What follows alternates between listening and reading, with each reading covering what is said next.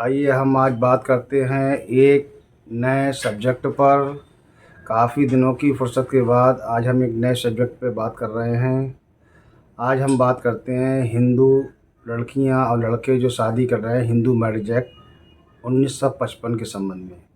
कि आजकल की जो परंपरा चल रही है, लड़का लड़की हैं अपने आप शादी कर रहे हैं, भाग रहे हैं, नई नई समस्याएं पैदा हो रही हैं, उन्हें जानकारी नहीं है, लोग नई नई समस्याओं में फंस रहे हैं। तो उसके बारे में आज बात करना ज़रूरी है कि जिससे समस्याओं से बचा जा सके। इसलिए आपको जानकारी होना चाहिए कि जो हिंदू मैरिज एक्ट के अंतर्गत जो विवाह होता है वो कितने प्रकार का होता है। लड़का लड़की भाग जाते हैं घर से और फिर अधिवक्ताओं के पास जाते हैं, तरह तरह से शादियां करते हैं, कई तरीके से शादियां करते हैं, उसके बाद भी सफल नहीं होते हैं। तो सबसे पहले हमें इस बात की जानकारी होना चाहिए कि शादी कितने प्रकार से होती है।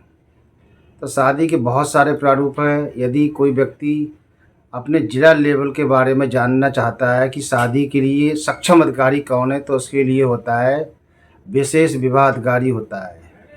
ये पावर्स ज़्यादातर एडीएम को दी होती है। जो एडीएम जो होता है ज़िले का, वो विशेष विवाह अधिकारी ही होता है और वो ही शादी कराने के लिए सक्षम है।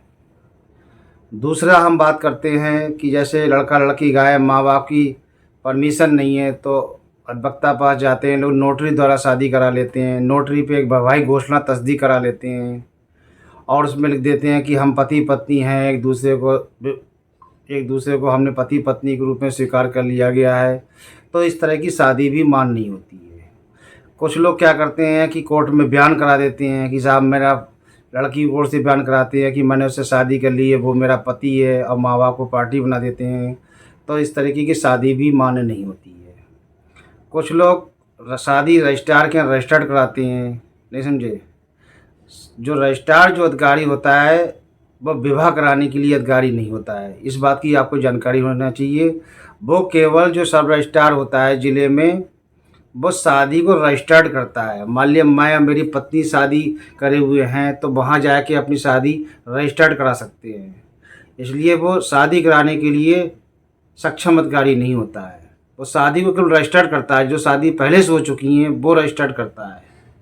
अगर उसके यहाँ आप शादी, रजिस्ट्रार के यहाँ आप शादी अगर रजिस्टर्ड कराना चाहते हैं तो उसके लिए पहले से आपको शो करना पड़ेगा कि हम पहले से ही शादीशुदा हैं।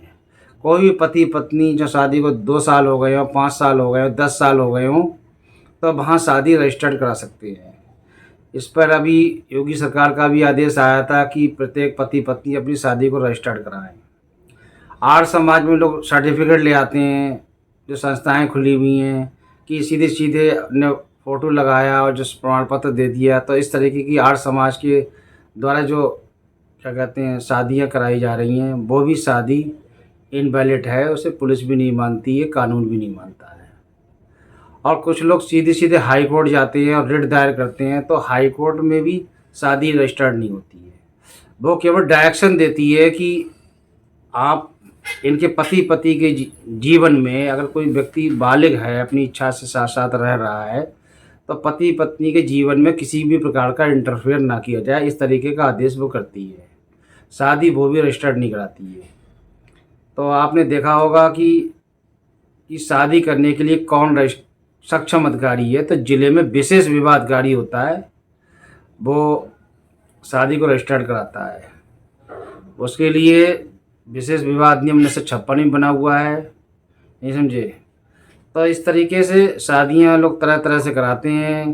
कोई मंदिर में शादी कर लेता है और पंडित का सर्टिफिकेट ले आता है। तो इस तरह के ये भ्रम जाल में फंसते हैं लोग, और एक तरह से लिव इन रिलेशनशिप ही माना जाता है ये, क्योंकि इसमें माँ बाप का आशीर्वाद भी नहीं होता है। दूसरी बात, शादी करने के लिए हिंदू मैरिज एक्ट की धारा जो 7 है, जिसमें सप्तपदी शब्द आय का प्रयोग हुआ है, विवाह संस्कार जिसे बोलते हैं, तो उसमें 7 सप्तपदी का मतलब होता है 7 फेरे लगाना। वर और वधू 7 फेरे लगाती है। इसमें अग्नि के चारों ओर 7 फेरे लगाते हैं। अगर जब तक 7वां पद पूरा नहीं हो जाता है तब तक विवाह संस्कार पूरा नहीं होता है और शादी नहीं मानी जाती है।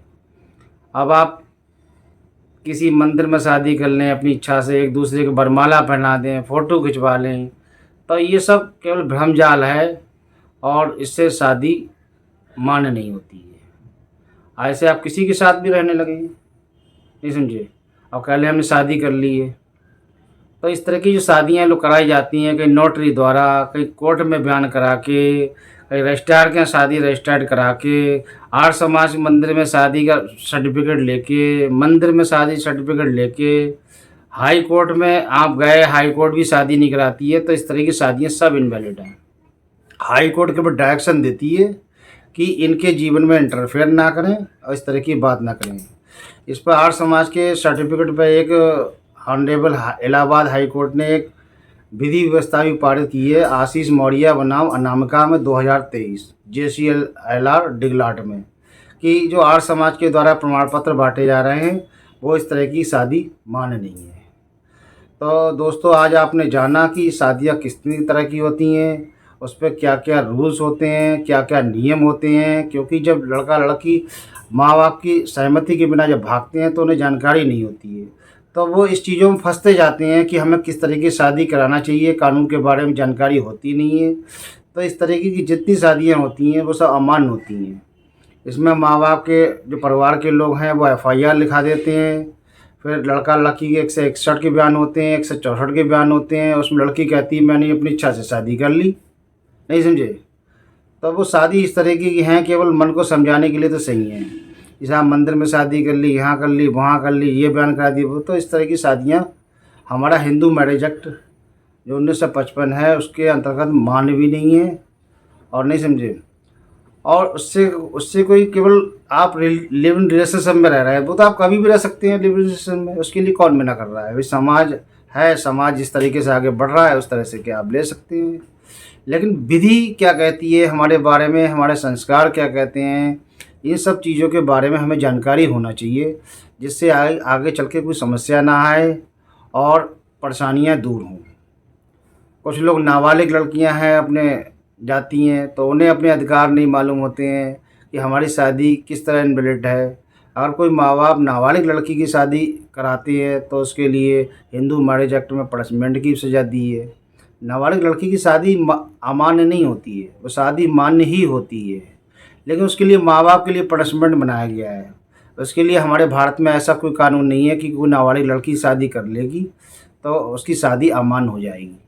लेकिन जब वो इस तरह से अपनी शादी करती है और इस तरीके के अगर चक्रव्यूह में फंस जाती है तो उसके लिए यही है, तो उसके बयान का कोई वैल्यू नहीं होती है। अगर कोई नाबालिग लड़की शादी करती है, अगर माँ बाप FIR लिखा देते हैं तो भले वो अपनी इच्छा से गई हो जी, तो उसके लिए 366 और धारा दी है, 363 दी है, तो 376 इस तरह का अगर मेडिकल होता है तो उसमें लड़का उसके परिवार वाले फंस जाते हैं और उनके लिए बाकायदा ट्रायल होता है, जेल जाते हैं, सारी प्रक्रिया होती है। तो इस तरह की नाबालिग लड़कियां हैं, इस तरह की कृत्य कर रही हैं जिन्हें सोचने समझने शक्ति नहीं है, तो इन सब चीज़ों से भी दूर रहना चाहिए। जब तक आप बालिग ना हो, सोचने समझने शक्ति ना हो, और बेटर तो यही होगा कि माँ बाप के हिसाब से ही आप शादी करें, जिससे जीवन में फ़क्र हो। क्योंकि भविष्य में आप जिस लड़के के साथ भी रह रही हैं, अगर वो परेशान करता है या कोई प्रॉब्लम्स आती हैं तो कम से कम अपने माँ बाप के साथ आ सकती हैं। जब आप अपनी इच्छा से शादी कर ले रही हैं, माँ बाप का वो नहीं कर रही हैं, मतलब उनकी परमिशन नहीं ले रही हैं, तो आपके जीवन में कोई परेशानी आती है तो आप खुद ही हेजिटेशन करेंगे कि हम। दोस्तों, तो आपने देखा आज हमने एक नए टॉपिक पर बात करी जो इस समय चल रहा है लगातार, और समाज पर इस पर क्या इफ़ेक्ट पड़ रहा है, क्या डिसीजन लेना चाहिए, कैसे शादी करना चाहिए, हिंदू मैरिज एक्ट क्या कहता है। इन सब बातों के साथ मैं बस यहीं पर अपनी बाड़ी को विराम देता हूँ। जय हिंद, जय भारत, धन्यवाद।